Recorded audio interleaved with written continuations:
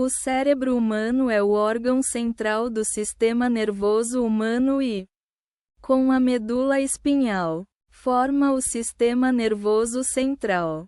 O encéfalo consiste no cérebro, no tronco cerebral e no cerebelo.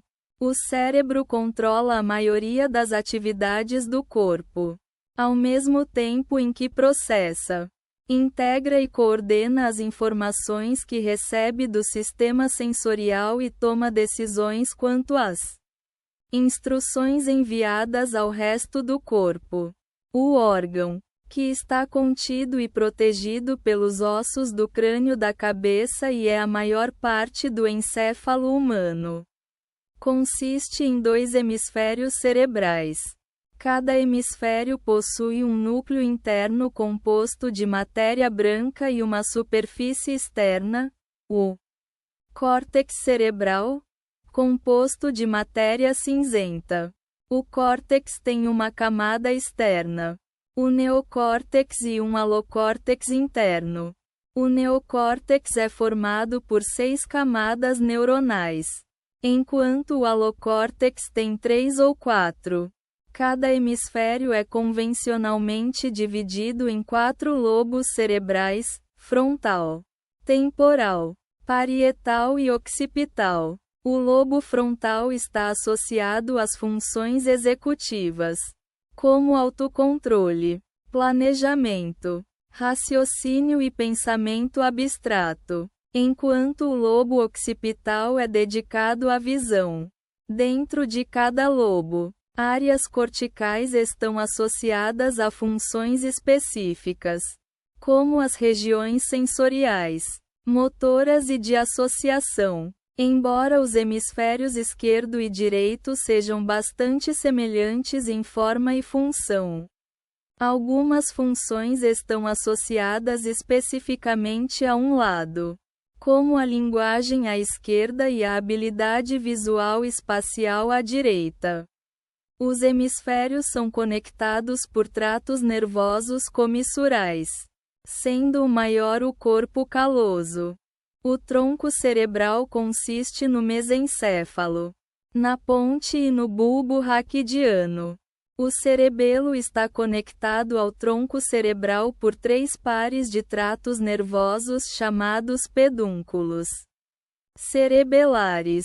Dentro do cérebro está o sistema ventricular, que consiste em 4 ventrículos interconectados nos quais o líquido cefalorraquidiano é produzido e circulado. Abaixo do córtex cerebral existem várias estruturas importantes, incluindo o tálamo, o epitálamo, a glândula pineal, o hipotálamo, a glândula pituitária e o subtálamo.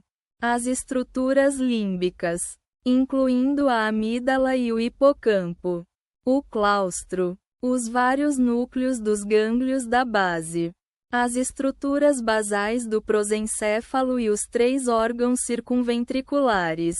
As células do cérebro incluem neurônios e gliocitos. Existem mais de 86 bilhões de neurônios no cérebro e um número mais ou menos igual de outras células. A atividade cerebral é possibilitada pelas interconexões de neurônios e sua liberação de neurotransmissores em resposta aos impulsos nervosos. Os neurônios se conectam para formar caminhos neurais, circuitos neurais e sistemas de rede elaborados. Todo o circuito é impulsionado pelo processo de neurotransmissão. O cérebro é protegido pelo crânio, suspenso no líquido cefalorraquidiano e isolado da corrente sanguínea pela barreira hematoencefálica. No entanto, o cérebro ainda é suscetível a danos, doenças e infecções. Os danos podem ser causados por trauma ou perda de suprimento sanguíneo conhecida como derrame. O cérebro é suscetível a doenças degenerativas, como doença de Parkinson, demências, incluindo doença de Alzheimer e esclerose múltipla.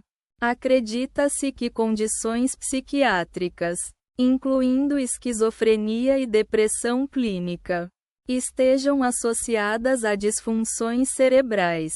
O cérebro também pode ser o local de tumores, tanto benignos quanto malignos. Estes se originam principalmente de outros locais do corpo. Apesar do cérebro representar apenas 2% da massa corporal, ele é responsável por 20% de consumo total de oxigênio do corpo humano. O estudo da anatomia do cérebro é a neuroanatomia, enquanto o estudo de sua função é a neurociência.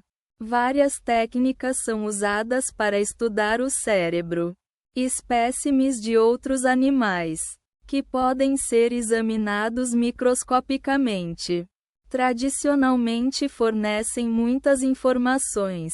As tecnologias de imagens médicas, como neuroimagem funcional e registros de eletroencefalografia, EEG, são importantes no estudo do cérebro.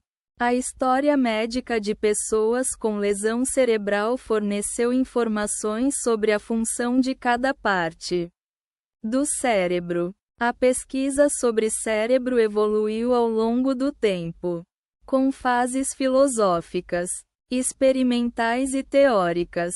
Uma fase emergente pode ser a simulação da atividade cerebral. Na cultura, a filosofia da mente há séculos tenta abordar a questão da natureza da consciência e o problema mente-corpo. A pseudociência da frenologia tentou localizar os atributos da personalidade em regiões do córtex. No século XIX, na ficção científica, os transplantes de cérebro são imaginados em contos como O Cérebro de Donovan de 1942.